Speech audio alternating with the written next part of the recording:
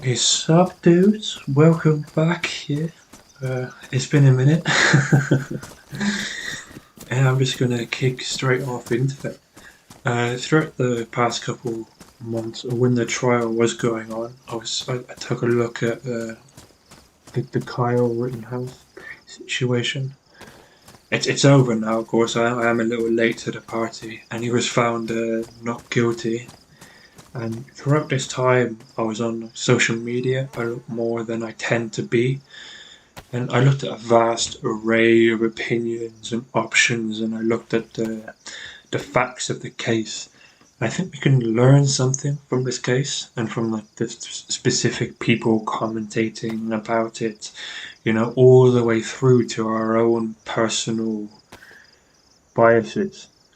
And I want to start off with the media here. And there seems to be nowadays this rush to get stuff out and to talk about stuff that you don't really know anything about. You haven't heard either side of the story. You haven't all you've watched is like a 10, not even 10 minutes, like a 5 minute clip, and boom, you have your opinion. He's a white supremacist. He brought a gun illegally over. Or what's that thing they kept bringing up? It's been a minute. But they kept bringing up about him crossing like the border or some shit with a gun. Um, all these sort of different. I'm gonna say it. They're narratives where they try to pull in and you try to push him down and make him. I think even in the beginning stages they called him an active shooter. Another thing I find when it comes to this is that lack of responsibility. Like, yeah, I understand there's definitely money in coming out with it first. You know what I mean? Like becoming like the first news station to talk about a certain thing, especially if that thing ends up going sort of viral. Um, like I get that, but I also think that there's missing accountability too. Like there is no, I think one person, Anna something or other.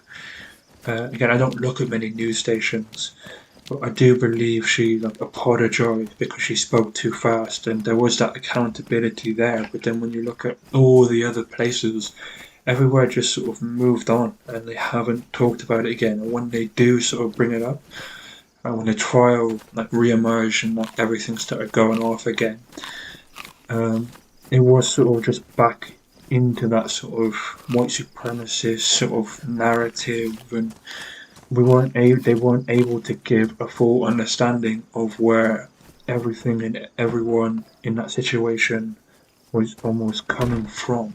And this whole situation just emphasized to me why the public are just losing faith in news sources. A lot of the time people try to come across, oh yeah, we're news, we're this, we're whatever.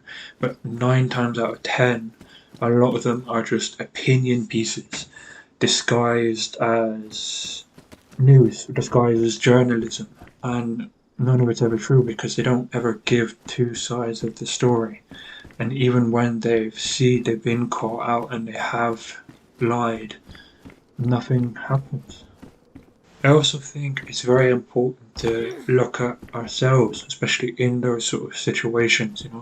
Just because we want something to be true and we want something to be there and we want those narratives to be true, you know, it doesn't mean that is the truth.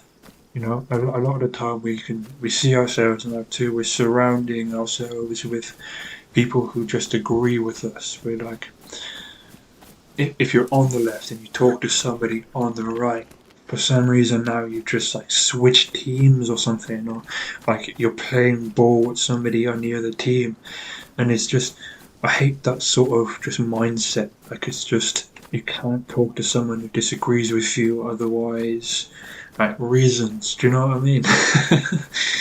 I just and in the beginning, I have to admit, it's all good me going on here and talking about the media and how they never apologise or any of this. I never voiced my opinion, especially out onto a platform like this or whatever. But I was very much wrapped in that facade. I was just like, oh, it's just another shooting over in America, it's just this like white dude getting pissed at people protesting, you know, and I really had to take a second and look at different sort of news sources, or look at the story a little bit more in depth, and try putting myself in his shoes. And I think that's something we need to start to do, just put ourselves in other people's shoes rather than just shouting ist at somebody, racist, sexist, whatever, just to shut down their views. Do you know what I mean? And I've had the moral debate a lot, especially with myself. I've never had it online or anything yet. But where did self-defense go? I've heard a lot of people talk about this, even when it comes to this certain topic, and they go, "Oh, it's never okay to murder, or it's never okay to kill." But you give them like certain scenarios, and you know what I mean? Like if somebody was pointing a gun to your mum's head, or your father, or whoever else, or your best friend's head, and like really getting really pissed off and getting really angry and saying they're gonna pull the trigger and getting really, really close. Like you can't tell me that if you had like a gun, or you had some way of, even if you had like a taser in your hand, right, that you wouldn't shoot. Do you know what I mean?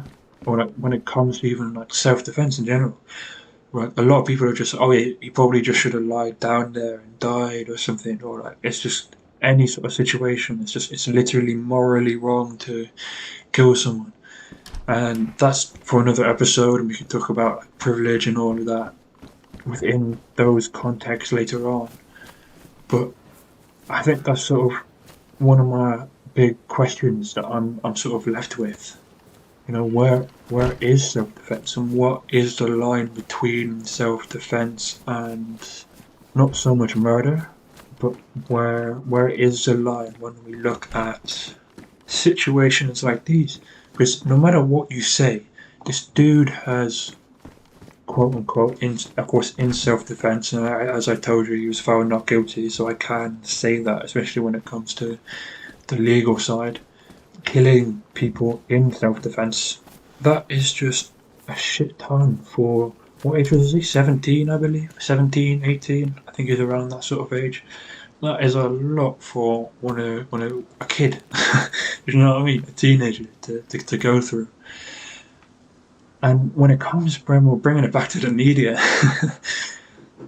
There is that sort of lack of human decency. I even seen it with some people online, people who will shout the most about, like mental health, and especially when you're talking about like dudes' mental health, like, dudes need to be more vulnerable, and all of that, those sort of narratives that go around. Like you see those people who preach it the most, then come across this dude who's literally, again, in self-defense, killed like 3 people, and you're saying he's fake crying, he's faking all of this. Like, okay, there might be some kind of, he could be exaggerating it, right? You can't say no to that, because like the jury and everything there are seeing him, so on and so forth.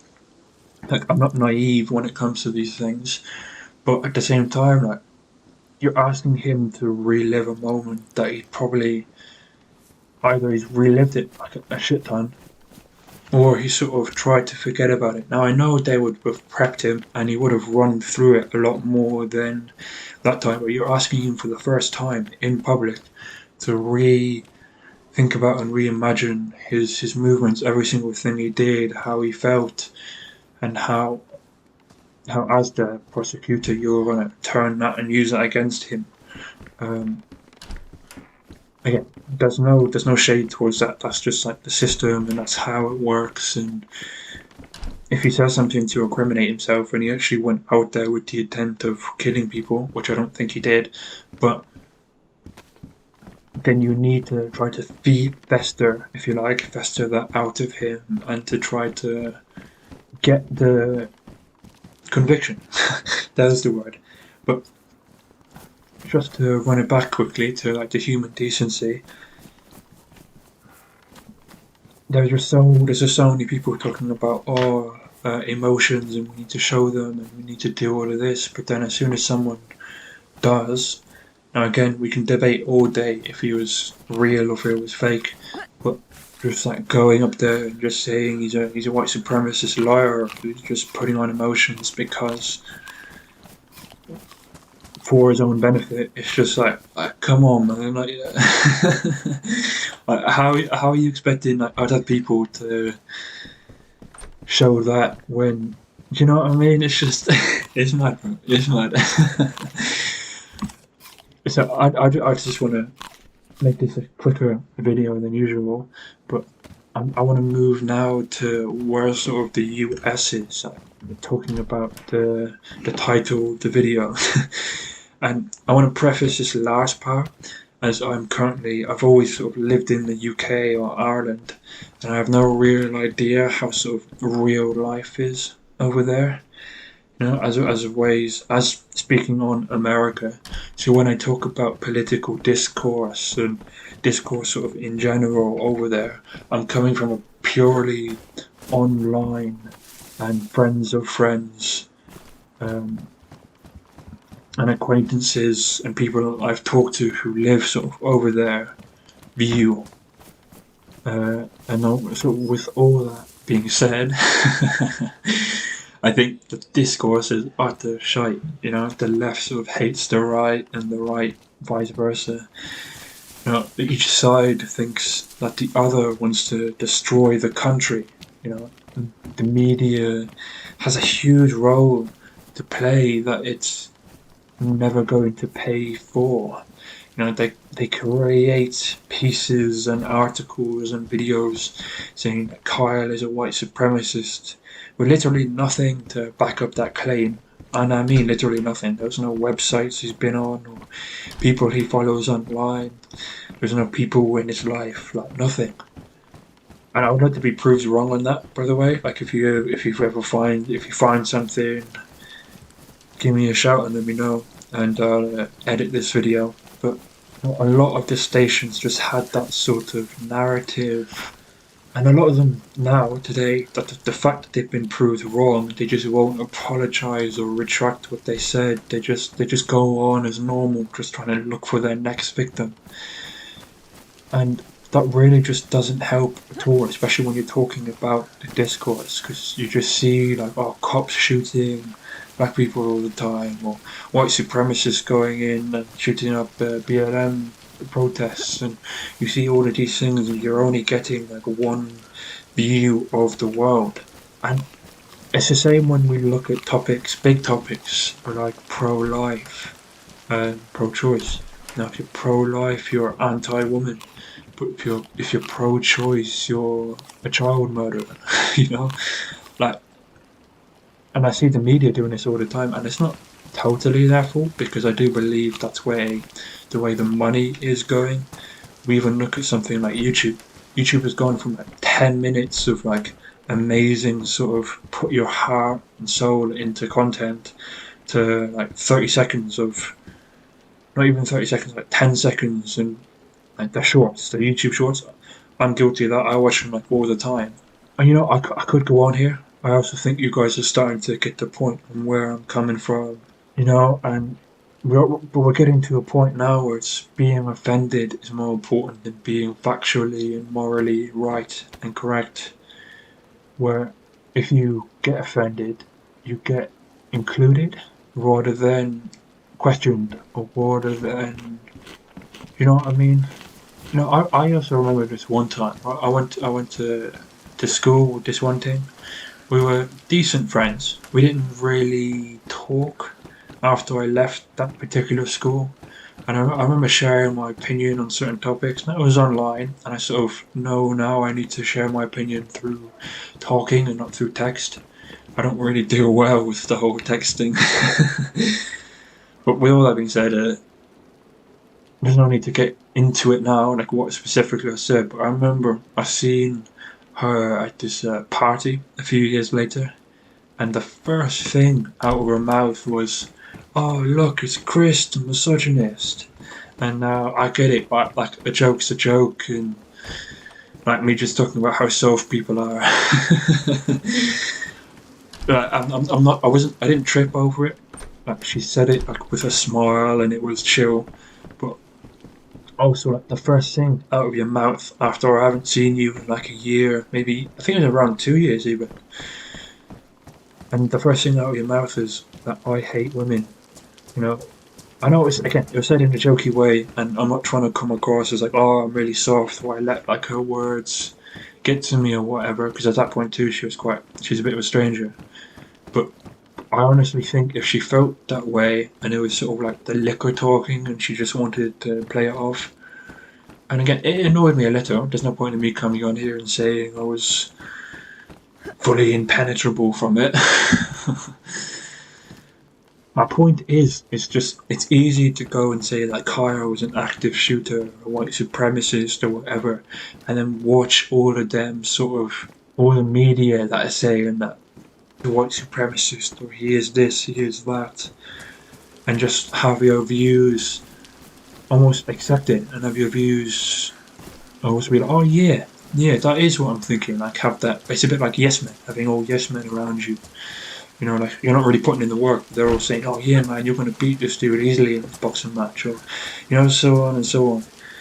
Um, it's easy, like to even now, it's easy to call me like a misogynist or again whatever sort of ist you want to add to it. But it's harder to try to challenge me on my ideas and have an open conversation. The even harder part of that is actually finding out the truth. Like admitting that you were wrong and that you made a mistake. What I learned from not just this situation but online and all that in general is 9 times out of 10 it's all sort of like fake, and it's just you need to just get out there and start living. Do you know what I mean? Like a person online, they might like offend you or whatever, but at the same time, it's just like you gotta like live your life too. Do you know what I mean? Yeah, yeah. I think that's it for this episode. Peace out. We'll see you later, man.